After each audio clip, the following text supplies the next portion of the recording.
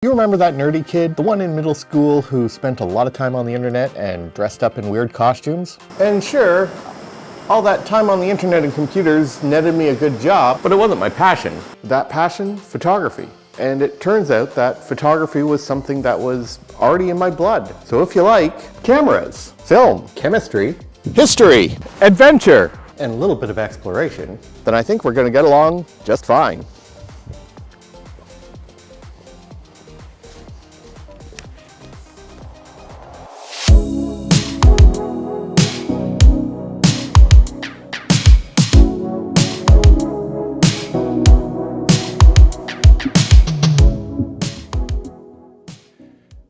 Hey there friends, welcome back to the channel. My name's Alex Lokes, and at the beginning of the year, you'll probably remember that I did an entire video on every single camera that I have in my collection. And one thing that I mentioned is that I don't just collect camera bodies, I invest in camera systems.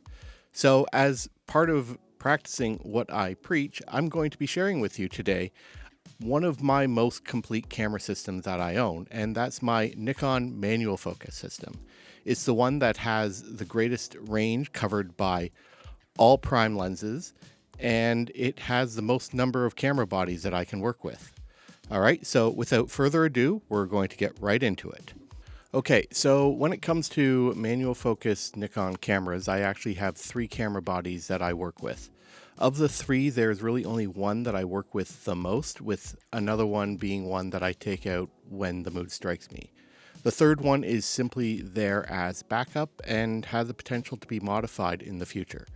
So we're going to start off with the oldest one in my collection, and that's this beauty. This is the Nikon MF FT2. It's an all-mechanical camera.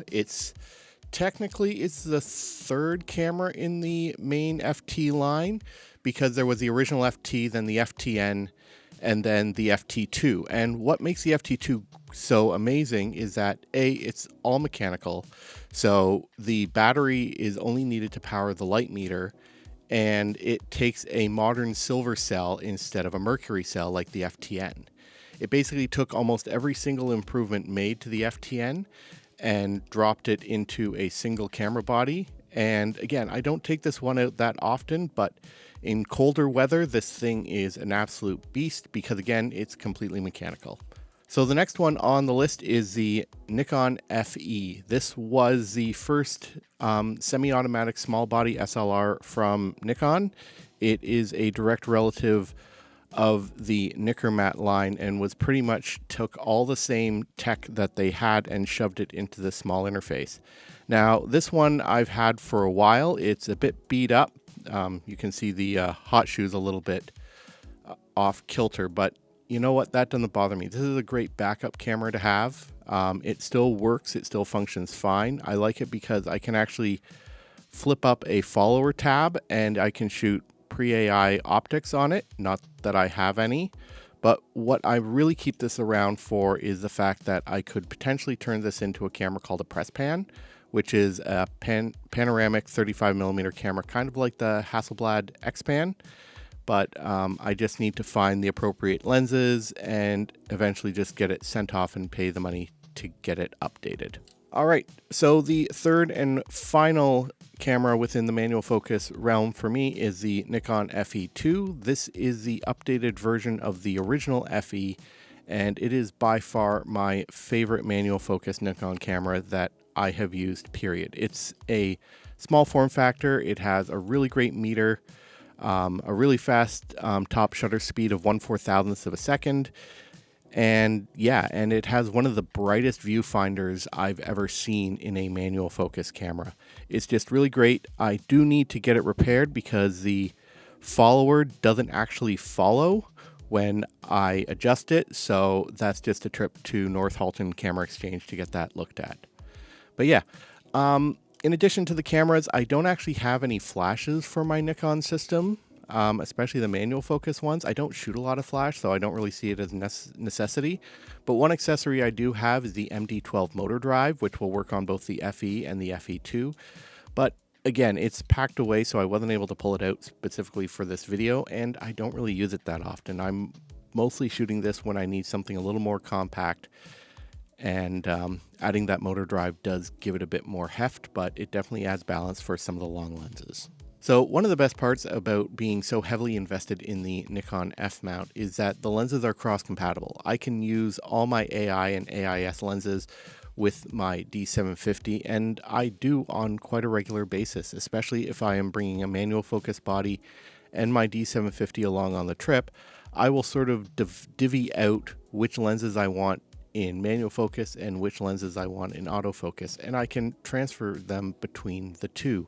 I also make sure that all my lenses in the manual focus range have those rabbit ears so that I can use them with my FT2 and any borrowed pre-AI cameras that still use that coupling pin to set the index and transfer the aperture information to the camera's light meter.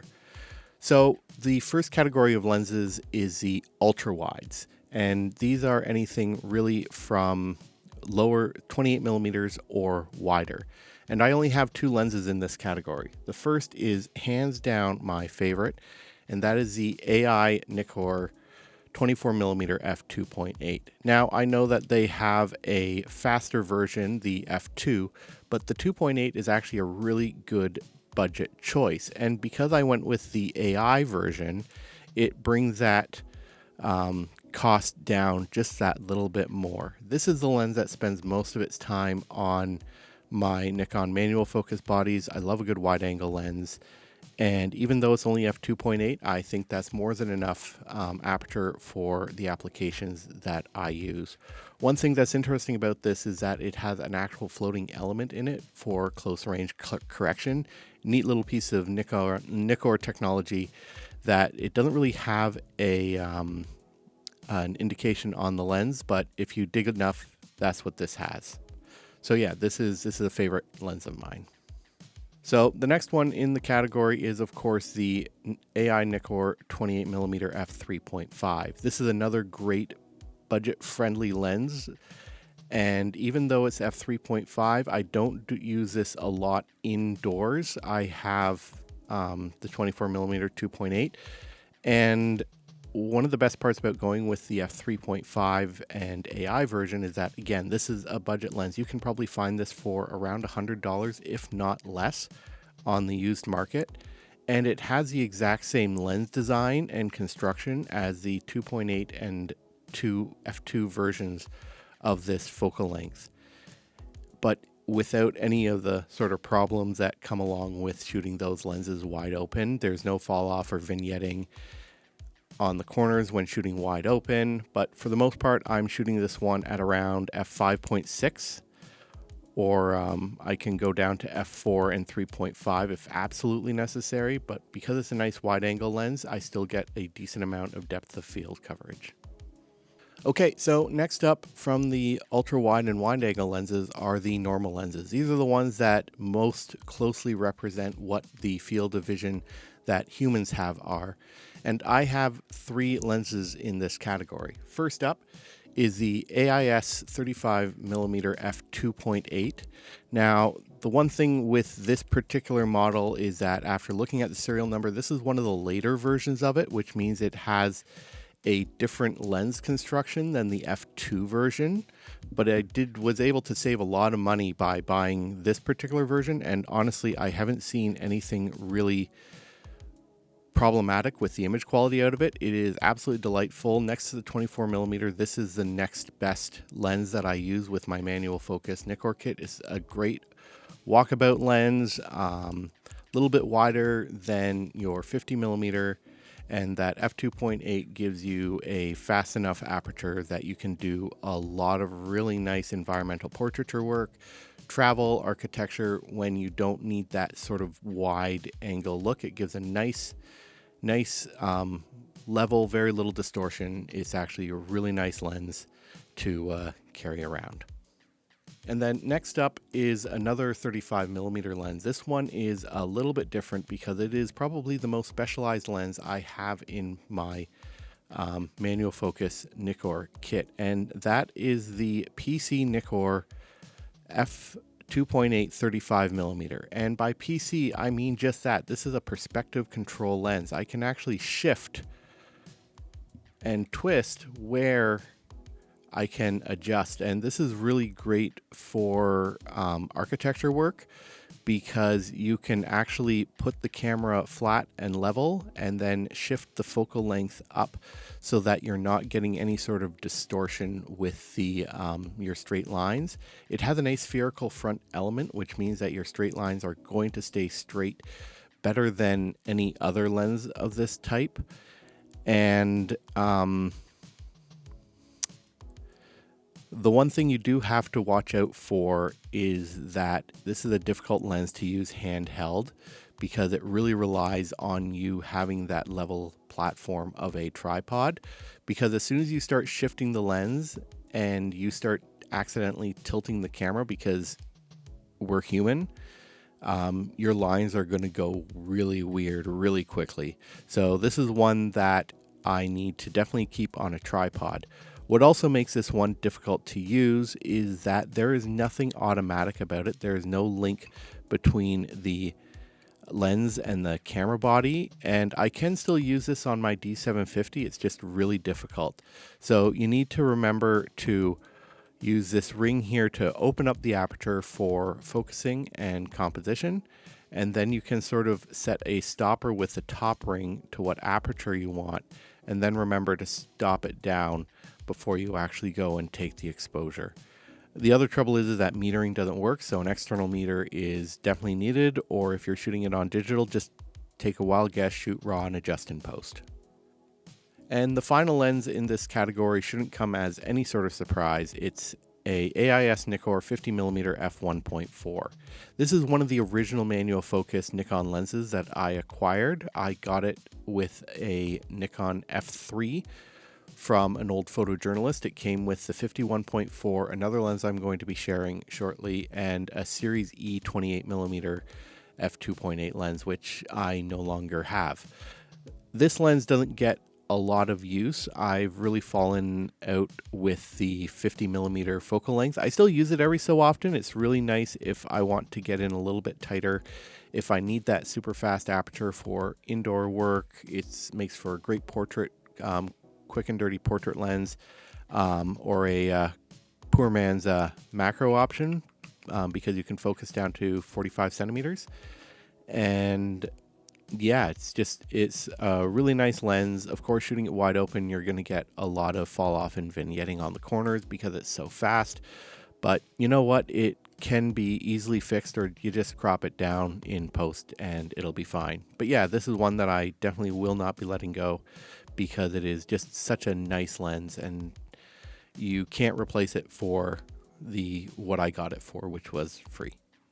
All right, so next up in the focal lengths comes the portrait length lens. These are really anything under 135 millimeters, but longer than 50 millimeters. These are lenses designed for, as the name implies, portrait work. I use them a lot for portraiture, street photography, or if I just need a compact, longer lens for event photography or street photography. And the 105 is really my sweet spot for street work, but that's not the only lens I have.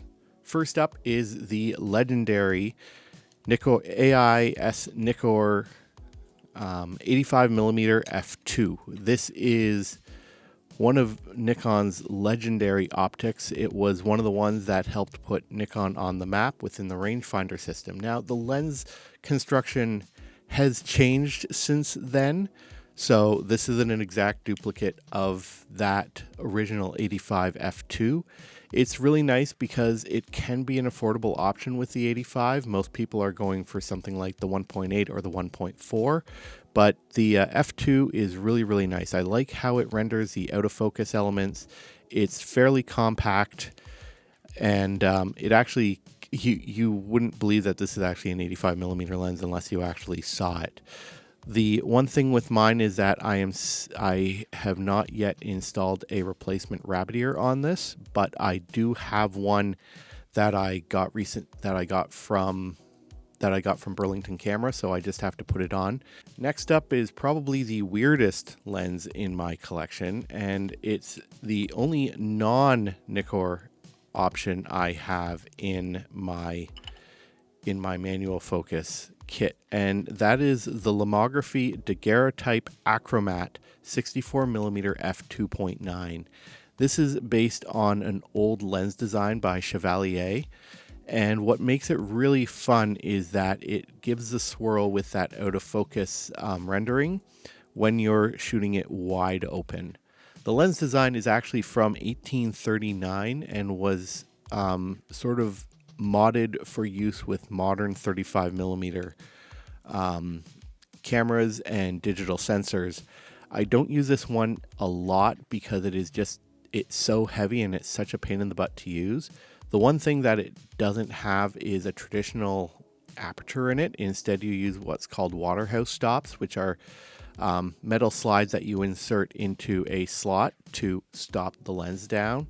There's no link between the lens and the camera, so metering is difficult, and I can't actually set this up as a non-CPU lens on my D750. So generally when I'm working with it on within digital, I need to really, manual focus, shoot raw, edit in post, and pray. So third and final in this is one of the other lenses that I got with that original F3 kit, and it is another legendary Nikkor lens, and it's the AIS Nikkor 105mm f2.5. This is the lens that Steve McCurry loved using, and I can definitely see why. I may not be able to produce the same quality images as the legendary photographer, but it's nice to know that I have the lens. This is the lens that really made me love the 105mm focal length, and I try to make sure that almost every lens kit I have has something along this line.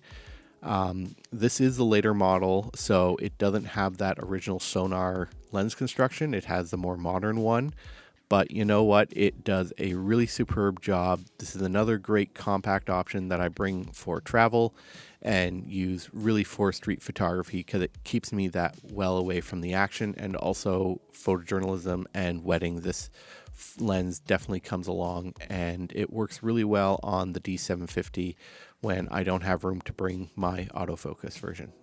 Okay, folks, we are into the home stretch, and that means I'm going to be talking about my telephoto lenses. These are ones that I have because they're just great to have and they are useful. I just don't use them that option because I don't really photograph within situations that require it.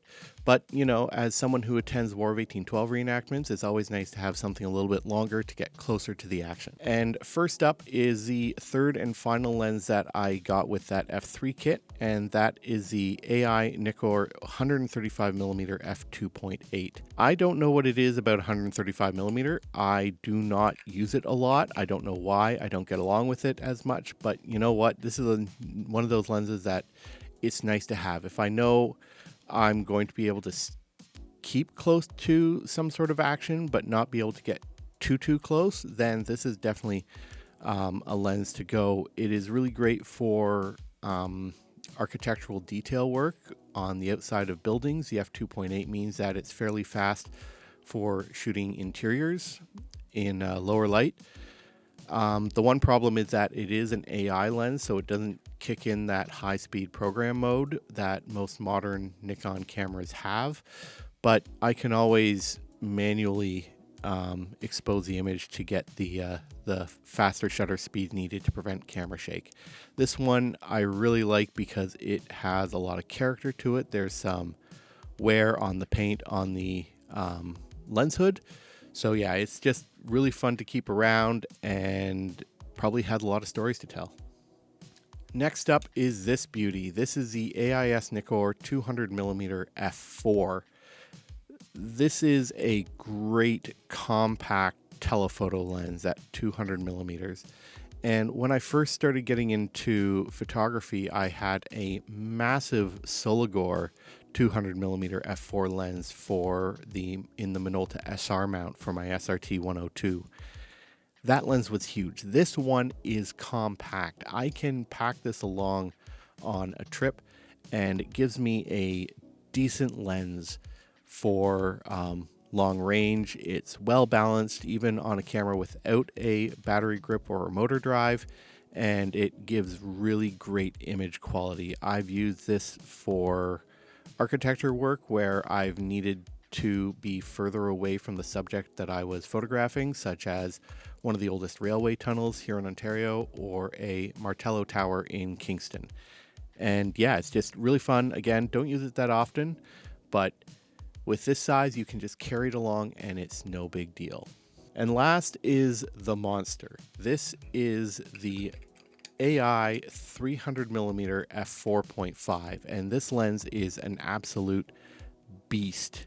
This is a lens that I got not because I needed it, but because I wanted it and because it is dirt cheap for what it is. Most people go for the AIS version with slightly better coating and lens construction, but you know what? This one does just a good job. I haven't actually shot it on any film bodies yet. I've only shot it on my D750, and it is so big and heavy that it actually has an auxiliary tripod socket that you put your tripod foot on so that your camera doesn't tilt the whole thing forward because it shifts the center of gravity. This is a really great budget 300mm lens. What I mainly got it for, not just because I wanted it, because my only other lens that had this focal length was absolutely terrible.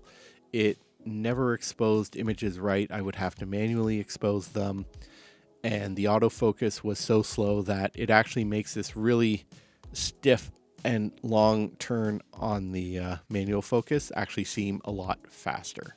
So one of the other fun things about Nikon lenses, especially the primes, is that they all have the same filter size. All of them, from my 24mm up to my 200mm, takes the 52mm filter. So I have a huge set of filters for my Nikon lenses, which means that I can just carry one kit. The only one that is different is the lomography one and the 300mm Nikkor. They take specialty sizes, and I do have some filters for them, but again, I don't really use them too much within a setting where I need filtration. I'll probably throw some on this summer, especially with the 300mm when I'm shooting War of 1812 reenactments on black and white film, because I just want to give that pop of contrast. One thing I also have, especially for my 24, 28, and 35mm, is I have the matching metal lens hoods for those lenses. They really help reduce flare from off-axis light. Now, my kit here is pretty complete, and I am very, very happy with it. There are a couple of lenses that I do want to add in. I'd like to add a macro lens to it, either the 55mm 3.5 or 105mm f4 in the micro Nikkor line. Not because I need it, but just because I've heard really good things about those lenses, and Nikon knew how to make a good macro lens. Focal length wise, I'd like to get something wider than the 24mm. I know they made a manual focus 20mm f 3.5, so if I can find one for the right price within either AI or AIS, I'd be happy about that. Alright, so that about covers it for this video. Thank you so much for sticking around and listening to me talk about my camera kits. I do fully believe that if you do have a system camera with interchangeable lenses, you should invest in a set of lenses for them. At least 3 to 4 lenses if possible, and within your budget. And I get it, lenses can cost far more than some of the bodies these days, especially with the rise of mirrorless cameras and the ability to adapt some of these lenses, and in some cases flat out modify them for cinematography use. But there are still deals to be had. If you are looking at picking up a good manual focus set of AI and AIS lenses for your Nikons, I would highly recommend a 28mm, a 35mm, a 50, and the 105 or 135 if you want. That will give you a decent enough range that will make these cameras far more useful than if you just stick with a single focal length. And if you do have a question for me, all through 2025, I'm going to be collecting questions about myself, my life, my photography. So just drop them in the comments with the hashtag AskALP, and I'll be putting together a compilation video where I answer these questions at the end of 2025. And also let me know in the comments, what are your favorite focal lengths to use with your manual focus Nikon cameras? And what are your favorite manual focus Nikon cameras, period? And like always, shoot what you love, with what you love, on what you love. Don't give in to the hype.